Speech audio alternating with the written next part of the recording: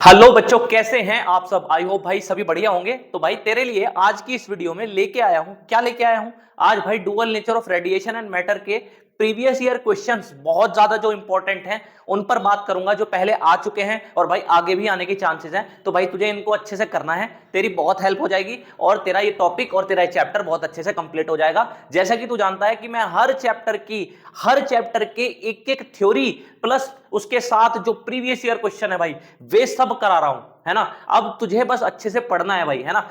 Line से सब चीजें पड़ी हुई हैं, बस तुझे पढ़ते चलना है, तेरी सारी चीजें भाई कवर हो जाएंगी, है ना। इस चीज को ध्यान में रखते हुए आज का टॉपिक क्लियर कर रहे हैं, जिसका नाम है भाई dual nature of radiation and matter के न्यूमेरिकल्स। ठीक है भाई, चल ठीक है। जैसा कि तू पहले जानता है भाई, न्यूमेरिकल करने से पहले ना एक बार इसी सीरीज में, इसकी प्लेलिस्ट में भाई इसकी थ्योरी जरूर पढ़ लिया कर, तभी तुझे फायदा बढ़िया मिलेगा। नहीं तो भाई हो सकता है तुझे ये इतने समझ में ना आए, है ना। चल ठीक है, मैं तुझे बताता हूं। ये मोनोक्रोमेटिक सोर्स है भाई, है ना। मोनोक्रोमेटिक मतलब क्या होता है, एक पर्टिकुलर तरह की वेवलेंथ हम यूज कर रहे हैं, है ना। सोर्स है emitting light of wavelength 600 nanometer. उस सोर्स में से जो लाइट निकल रही है ना, वो कितने की है, 600 नैनोमीटर की लाइट है ना। Has a power output of 66 वाट, और जो उसमें से पावर है, उस सोर्स की जो पावर है वो 66 वाट की है। तो कह रहे हैं calculate the number of photons emitted by the source in 2 minute, कि 2 मिनट में उस सोर्स से कितने फोटोन निकले होंगे। इस बात को मैंने कहा, इस पर कोई रेडिएशन आके पड़ता है ना। क्वेश्चन करने से पहले तो समझ ले मैं इसमें क्या इसका बेस बना रहा हूं, है ना। मैंने कहा एक फोटोन कितनी एनर्जी लेके आता है, मैं तेरे से पूछ रहा हूं।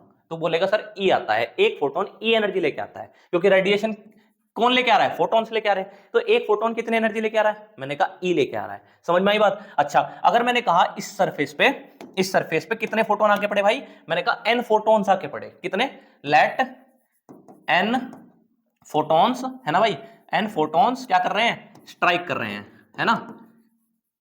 कहां पर स्ट्राइक कर रहे हैं, मेटल के सरफेस पे। यहां तक तो तुझे कोई दिक्कत नहीं है ना। मेटल के सरफेस पे स्ट्राइक कर रहे हैं एन फोटॉन्स, तो एन फोटॉन्स है ना स्ट्राइक कर रहे हैं। मैंने कहा 1 सेकंड में कर रहे हैं। कितने सेकंड में कर रहे हैं, 1 सेकंड में। तो भाई एक फोटोन की एनर्जी ई, है ना। एन फोटॉन्स की एनर्जी क्या हो जाएगी, एन ई। लेकिन ये फोटॉन्स कितने हैं, कितने समय में है, कितने समय में आके पड़े, 1 सेकंड में। तो ये एनर्जी हो गई सारे फोटॉन्स की जो इस सरफेस पे आके पड़े, लेकिन कितने समय में, 1 सेकंड में। तो 1 सेकंड की एनर्जी को तू क्या बोलता है, एनर्जी जो 1 सेकंड की होती है उसे पावर बोलते हैं। याद कर ले, पावर का फॉर्मूला ये होता है ना, एनर्जी अपॉन टाइम। तो एनर्जी कंज्यूम इन 1 सेकंड, इसे क्या बोलते हैं, पावर। तो क्या मैं ऐसे बोल सकता हूं कि पावर बराबर एन ई। तो बोलेगा कैसे, मैंने कहा एक फोटोन की एनर्जी ई, कितने फोटोन आए, एन फोटोन आए, तो क्या कितनी एनर्जी हो गई, एन ई, है कि नहीं। अच्छा, और ये टोटल एनर्जी हो गई फोटोन्स की, है ना। और ये फोटोन 1 सेकंड के थे, तो ये एनर्जी कितने सेकंड की हो गई, 1 सेकंड की, है ना। तो एनर्जी ऑफ 1 सेकंड, इसे क्या बोलते हैं, पावर बोलते हैं। अब सवाल में क्या कह रहे हैं कि ये जो सोर्स है ना, इसकी पावर दे रखी है।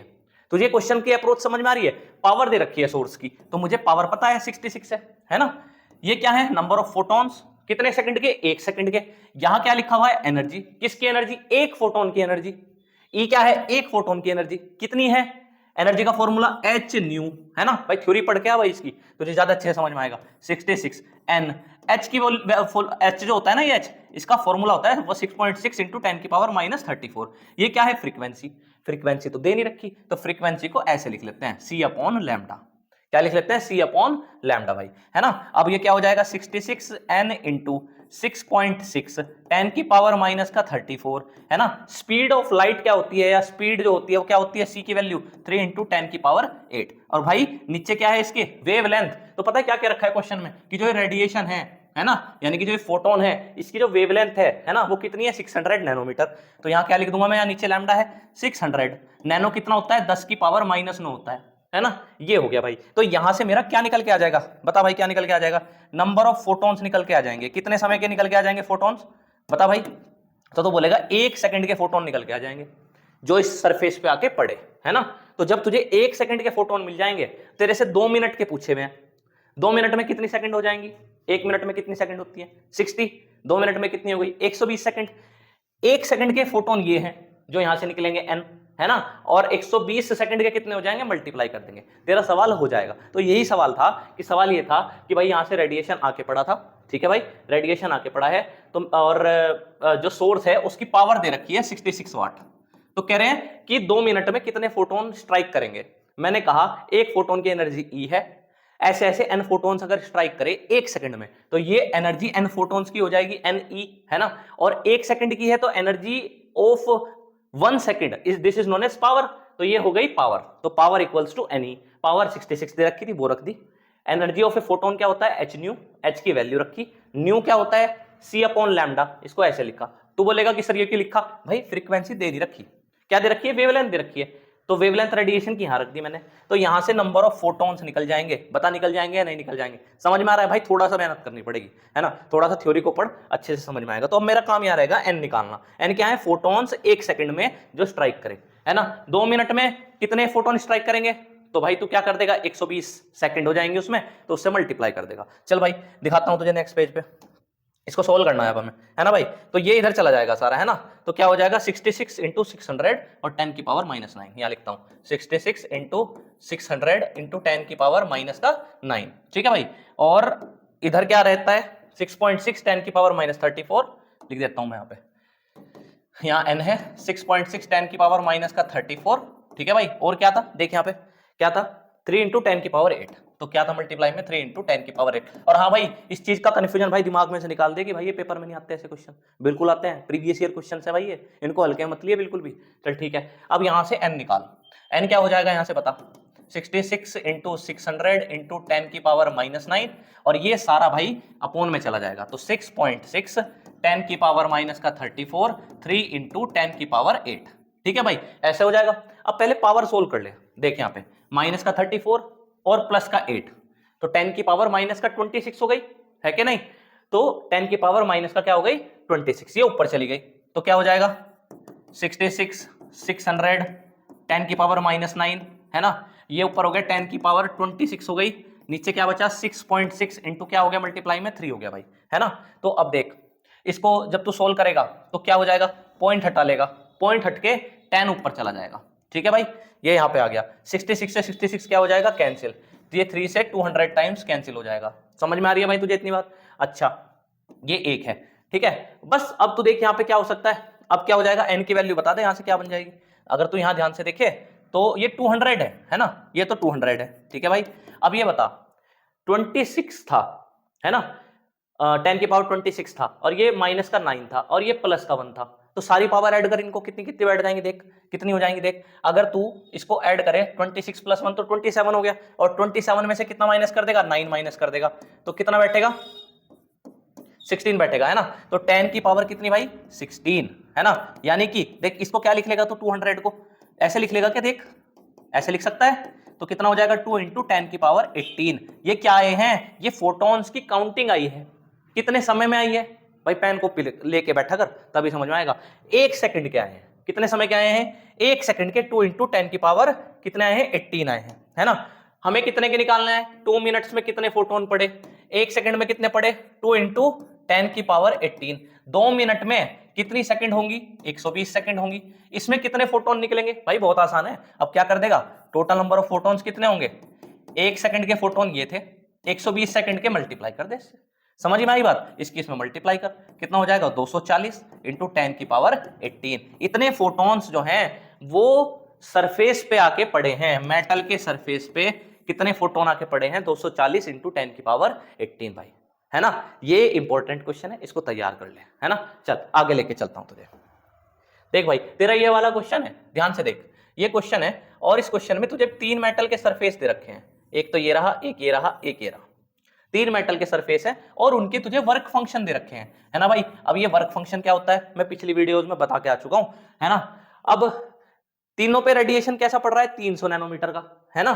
तो कह रहे हैं कौन से केस में फोटो जो क्या बोलते हैं इलेक्ट्रॉन है वो निकल जाएंगे, तीनों में से कौन से केस में निकलेंगे अगर तीनों पे कैसा रेडिएशन पड़े 300 नैनोमीटर का। चल तुझे ये समझ में अच्छे से नहीं आया होगा तो यहां समझाता हूं। मान लीजिए सोडियम है, 3 तरह के मेटल है, दूसरा मेटल कौन सा है पोटेशियम, और तीसरा मेटल कौन सा है मोलिबेंडम। 3 तरह के मेटल दे रखे हैं भाई हमें, सोडियम दे रखा है, पोटेशियम दे रखा है और मोलिबेंडम दे रखा है। तीनों पे रेडिएशन आके पड़ता है, कैसा रेडिएशन पड़ता है, तो क्वेश्चन में कहा भाई तीनों पे एक ही जैसा रेडिएशन आके पड़ता है, कितना 300 नैनोमीटर का। तो मैंने कहा ठीक है, यहां भी कितने नैनोमीटर की वेवलेंथ आके पड़ी है 300 नैनोमीटर की रेडिएशन है, यहां भी रेडिएशन कितना है 300 नैनोमीटर का है, ठीक है भाई, और यहां भी कितने का है 300 नैनोमीटर का है। इनके वर्क फंक्शन दे रखे हैं तीनों सरफेस के, कितने कितने दे रखे हैं मैं बता देता हूं। 1.92, 2.15। पहले का क्या है 1.92, इसका वर्क फंक्शन क्या है 2.15, और भाई इससे पहले का क्या है 4.17। तो भाई यहाँ पे क्या है 4.17। ये तुझे वर्क फंक्शन दे रखे हैं इनके, और किस में दे रखे हैं भाई, इलेक्ट्रॉन वोल्ट में। किस में दे रखे हैं, इलेक्ट्रॉन वोल्ट में। तो जो ये रेडिएशन आगे पड़ा है, पहले इस रेडिएशन के साथ एनर्जी कितनी जुड़ी हुई है, तीनों पर एक ही जैसा रेडिएशन पड़ा है, तो पहले मैं वो एनर्जी निकालता हूं जो ये रेडिएशन लेकर आ रहा है, फिर आगे की बात करेंगे कि इलेक्ट्रॉन निकलेगा या नहीं तीनों सरफेस में से। तो भाई एनर्जी का फॉर्मूला क्या होता है, फिर से एच न्यू होता है। क्या मैं इसको ऐसे लिख सकता हूं, एच न्यू की जगह क्या लिख दूंगा भाई मैं, सी अपॉन लैम्डा। क्या लिख दूंगा, सी अपॉन लैम्डा। तू बोलेगा क्यों लिखा, भाई मुझे फ्रीक्वेंसी नहीं दे रखी, वेवलेंथ दे रखी है। तो भाई इस वजह से एच की वैल्यू क्या होती है 6.6 10 की पावर माइनस का 34 होती है। ये किसकी वैल्यू है, एच की। सी की वैल्यू क्या होती है 3 इंटू 10 की पावर 8 होती है। वेवलेंथ कितनी दे रखी है 300 नैनोमीटर। तो 300 इंटू नैनो को हटाया 10 की पावर माइनस 9 को लगाया। ठीक है भाई, अब ध्यान से सुन मेरी बात को। क्या हो जाएगा, तुझे क्या क्या चीजें दिखाई दे रही हैं, देख भाई तुझे ये चीजें दिखाई दे रही है, इससे कैंसिल हो गया, कितनी बार कैंसिल हो गया 100 बार। तो 6.6 10 की पावर माइनस का 34 10 की पावर 8 है ना भाई, नीचे क्या आ गया 100 और इनटू में क्या आ गया 10 की पावर माइनस 9। पता है इस इक्वेशन की सबसे बड़ी कमी क्या है, कमी कह लो या फिर ये कह लो कि जो हमें समझने की जरूरत है, ये इक्वेशन में जो एनर्जी होती है, फोटोन की एनर्जी है, ये किस में आती है, जूल में आती है। किस में आती है एनर्जी, जूल में, है ना। ये इतनी आ गई, ये किस में आई, जूल में। चल अगली लाइन में इसको सोल्व करता हूं मैं इसको। एक बात बता यहां पर, चल मैं अगली लाइन में ही बताऊंगा इसको मैं। यहां पे E इक्वल्स टू, देख पीछे चल, इसको ऐसे कैसे लिख देता हूं मैं, है ना। 6.6 10 की पावर माइनस का 34 इंटू 10 की पावर 8 है ना भाई। देख यहाँ पे यही तो था, है ना। और नीचे क्या था 100 इंटू 10 की पावर माइनस 9, 100 इंटू 10 की पावर माइनस 9। तो इसको अगर मैं सोल्व करूं तो क्या बैठेगा, एनर्जी का फॉर्मूला देख 6.6 है ना भाई। इसमें से जब तू इसको माइनस कर रहा होगा 34 में से 8 को, तो माइनस का 26 बच रहा होगा। और नीचे भाई कितना बच रहा होगा, इसे 10 की पावर 2 लिख लो, है ना। तो ये क्या है 10 की पावर 2, ये क्या है 10 की पावर माइनस 9, है ना भाई। थोड़ा सा टाइम लगाना पड़ता है भाई क्वेश्चन में, देखा है ना, ऐसा नहीं होता देखिए एकदम से हो जाएंगे, ऐसा नहीं है, तुझे थोड़ा सा मेहनत करनी पड़ेगी। 10 की पावर क्या हो गई यहाँ पर, माइनस का 7, ऊपर जाके क्या हो गई प्लस का 7, तो 6.6 10 की पावर माइनस का 26, और ऊपर क्या आ गया 10 की पावर 7। ठीक है भाई, तो जब तेरे पास इतना आंसर आ गया, इसको थोड़ा सा और सोल्व कर ले। 10 की पावर माइनस 26 था, है ना, और इसमें से तूने कितना माइनस करा, प्लस का 7 माइनस कर दिया, तो कितना बैठेगा, तो ये हो जाएगा हमारा आंसर 10 की पावर माइनस का 19। ये जो एनर्जी आई ना बेटे, ये जूल में आई है। किस में आई है, जूल में। ये वो एनर्जी है जो इन तीनों सरफेस पर आके पड़ी, किस वेवलेंथ के साथ जुड़ी हुई थी, इस वेवलेंथ के साथ जुड़ी हुई थी, है ना भाई। तो अब मैं क्या कह रहा था, मैं ये कह रहा था भाई, तो ये जूल में लिख रहा है ना। जब तुझे इलेक्ट्रॉन वोल्ट में चेंज करनी हो, एनर्जी को किस में चेंज करना हो, इलेक्ट्रॉन वोल्ट में। तो कहेगा क्यों करना है सर, मैंने कहा भाई देख, ये दोनों इन सबके वर्क फंक्शन किस में दे रखे हैं, इलेक्ट्रॉन वोल्ट में। तो पहले मैं ये देखूंगा ना कि जो रेडिएशन हमारा सामने से पड़ा मेटल के सरफेस पे, वो कैसा है, इलेक्ट्रॉन वोल्ट में है या नहीं है। ये तो जूल में आता है। एक इलेक्ट्रॉन वोल्ट में कितने जूल, 1.6 10 की पावर माइनस 19 जूल होते हैं, है ना। तो अगर मैं इसको जूल को इलेक्ट्रॉन वोल्ट में कन्वर्ट कर रहा हूं भाई, तो मुझे डिवाइड करना पड़ेगा। किससे डिवाइड करना पड़ेगा, 1.6 10 की पावर माइनस 19 से भाई डिवाइड करना पड़ेगा। ठीक है, तो इस इक्वेशन को डिवाइड कर, 6.6 10 की पावर माइनस का 19, ठीक है भाई।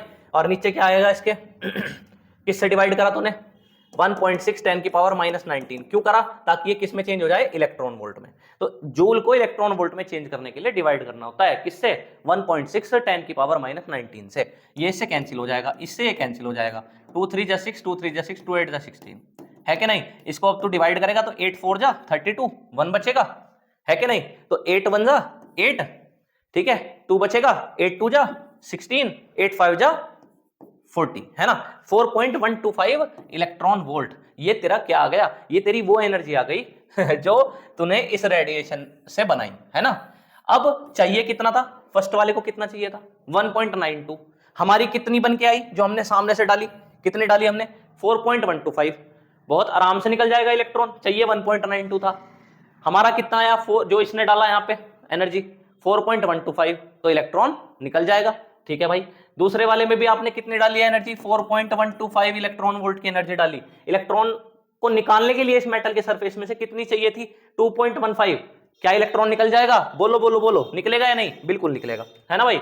तीसरे पे आओ, आपको आपने डाली कितनी एनर्जी, अभी निकाली थी हमने 4.125 इलेक्ट्रॉन वोल्ट, चाहिए कितनी थी 4.17। ध्यान से सुन, यहां क्या है 4.1, यहां भी क्या है 4.1, आगे वाली वैल्यू देख, ये क्या है 2, ये क्या है 7, तो ये 2 है, यानी कि ये क्या रह गई 2, मतलब कम रह गई ना ये वाली वैल्यू, और ये वाली वैल्यू क्या हो गई ज्यादा, है ना।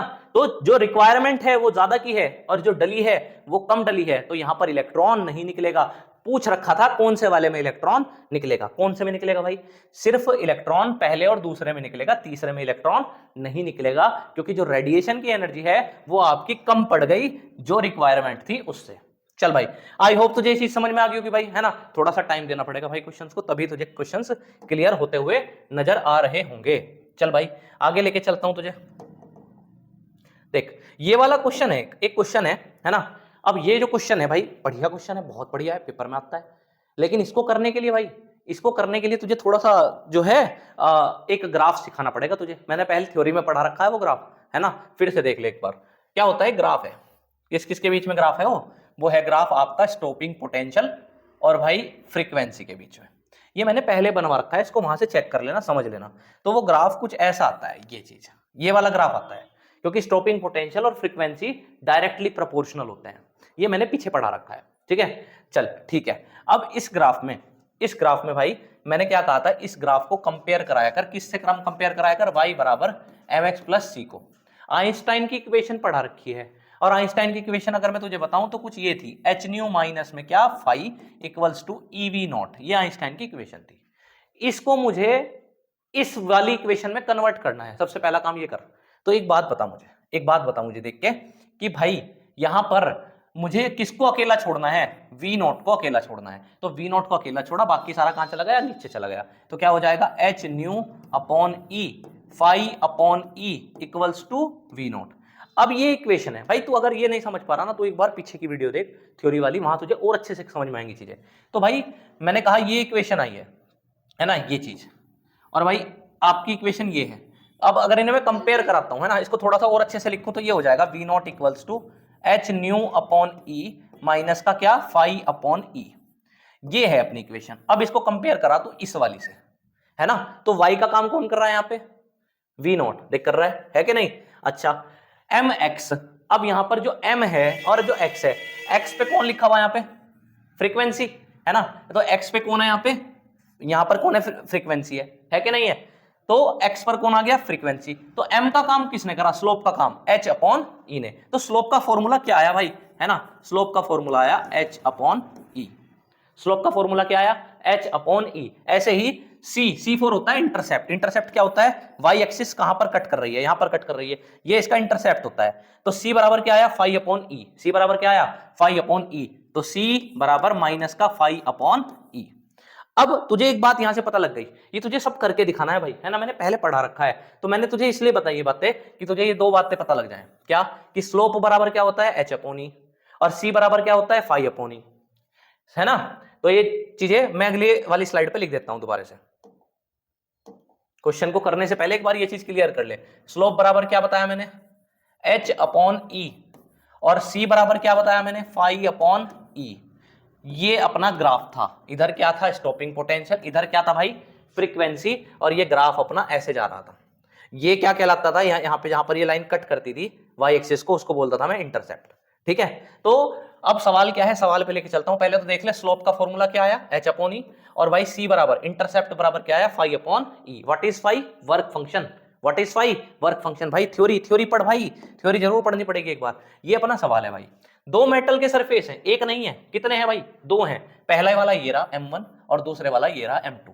कह रहे हैं कि, मैं दिखाता हूं, इससे पहला ये वाला पार्ट ये रहा, why the slope same for both lines. अब तुझे समझ में आएगा why the slope same for both line, यानी कि जो इसका स्लोप है इस लाइन का और जो इस लाइन का स्लोप है वो सेम क्यों है। तो तुझे वो डेरिवेशन जो भी बताया ना मैंने, और मैंने थ्योरी में भी पढ़ा रखा है, वो वहां से भाई पढ़ लिया उसको, है ना। तो वहां पर तूने क्या पाया था, स्लोप का फॉर्मूला h अपॉन ई। h क्या होता है, प्लांक कांस्टेंट, फिक्स है, और e भी कैसा है, इलेक्ट्रॉन का चार्ज, ये भी फिक्स है। तो स्लोप कैसा आया, तो स्लोप तो कांस्टेंट आया। स्लोप कैसा आया भाई, कांस्टेंट आया, यानी कि दोनों मेटल्स के लिए स्लोप की वैल्यू क्या है, इसके लिए भी h अपॉन ई आएगी, इसके लिए भी h अपॉन ई आएगी।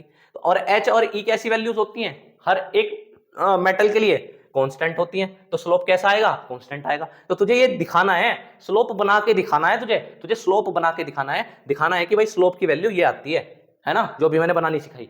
और फिर तू बताएगा कि इसलिए दोनों मेटल का स्लोप सेम आया है, क्योंकि दोनों मेटल्स में जो स्लोप की वैल्यू आई वो H/E ही आएगी। H और E फिक्स होते हैं, चाहे मेटल कोई सा भी हो। ठीक है भाई, तो ये चीज तुझे मैंने वहां से पढ़ा दी है। अब मैं तुझे आगे लेके चलता हूं। एक इक्वेशन तूने ये बनाई है, देख ध्यान से, C बराबर माइनस का φ/E। फाई यहां वर्क फंक्शन होता है, फाई क्या होता है यहाँ, वर्क फंक्शन होता है भाई, है ना। ठीक है, इसकी जरूरत अभी फिलहाल इस क्वेश्चन में शायद ना पड़े, लेकिन तुझे पता रहना चाहिए, मैंने पहले पढ़ा रखा है। अब दूसरा पार्ट क्वेश्चन का क्या था, दूसरा पार्ट दिखाता हूं तुझे क्वेश्चन का। फॉर विच मटेरियल, ये ग्राफ दे रखा है क्वेश्चन में, for which material will the emitted electron have high kinetic energy. कौन से वाले केस में, पहले में या दूसरे में, ये दो मेटल हैं अलग अलग, कौन से वाले की काइनेटिक एनर्जी जो है वो ज्यादा रहने वाली है, ये आपसे पूछ रहे हैं। भाई एक बात बता मुझे, क्या होता है अपने पास आइंस्टाइन की इक्वेशन, H/nu - phi बराबर काइनेटिक एनर्जी, है कि नहीं, यही तो होता है। इसको मैं ऐसे भी तो लिख सकता हूं, H/nu - phi को क्या लिख सकता हूं, H/nu0, पढ़ा रखा ना भाई, तो इक्वल्स टू काइनेटिक एनर्जी।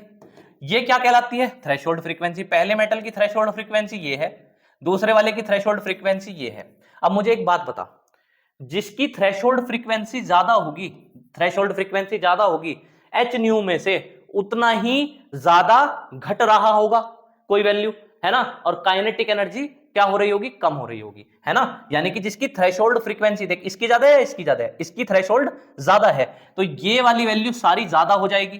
तो इसमें से कुछ ज्यादा घट रहा है, तो काइनेटिक एनर्जी कम हो रही है। समझ रहा है बात को। ऐसे ही इसकी थ्रेशोल्ड फ्रीक्वेंसी कैसी है, कम है, तो इसमें से कुछ कम घट रहा है, तो आंसर ज्यादा आ रहा है। तो यानी कि इस वाले मेटल की काइनेटिक एनर्जी इलेक्ट्रॉन्स की कैसी है, ज्यादा है। और इस वाले मेटल के लिए थ्रेशोल्ड फ्रीक्वेंसी ज्यादा होने से ये फैक्टर ज्यादा आ रहा था, तो इसमें से कुछ ज्यादा वैल्यू घट रही थी, तो काइनेटिक एनर्जी कम आ रही थी। भाई ये क्वेश्चन ना बहुत थोड़ा सा मतलब अच्छा क्वेश्चन है, और ये क्वेश्चन तुझे तब समझ में आएगा जब तूने इसकी थ्योरी पढ़ रखी होगी, वहां से ग्राफ बनाना सीख रखा होगा, आइंस्टाइन की इक्वेशन तुझे पता होगी, तब तू इसको ज्यादा अच्छे से कर पाएगा। आई होप तुझे ये चीज समझ में आई होगी भाई। अब इसको लिखना कैसे है, तुझे लिखना इसी तरीके से है कि भाई ये इक्वेशन होती है आइंस्टाइन की, और इस इक्वेशन के अकॉर्डिंग अगर थ्रेशोल्ड फ्रीक्वेंसी ज्यादा होगी तो काइनेटिक एनर्जी कम होगी, थ्रेशोल्ड फ्रीक्वेंसी कम होगी तो काइनेटिक एनर्जी ज्यादा होगी। फ्रॉम फिगर आप देख सकते हैं कि कौन से की थ्रेशोल्ड फ्रीक्वेंसी कम है और कौन से की थ्रेशोल्ड फ्रीक्वेंसी ज्यादा है। आई होप तुझे ये चीज समझ में आई होगी भाई। इसको अच्छे से पढ़, दोबारा देख, समझ में आएगा, अच्छे से आएगा, डटा रहे, लगा रहे, सारी चीजें सोल्व हो जाएंगी। तेरे साथ खड़ा हूं हमेशा, और तुझे बस पढ़ते रहना है, लगातार वीडियोस आती रहेंगी, लगातार तुझे मोटिवेट जो है हम करते रहेंगे, बस तुझे आगे बढ़ना है, डरना नहीं है, डटना है, और अब की बार करना है भाई 95 पार। चल मिलता हूं तेरे से नेक्स्ट वीडियो में।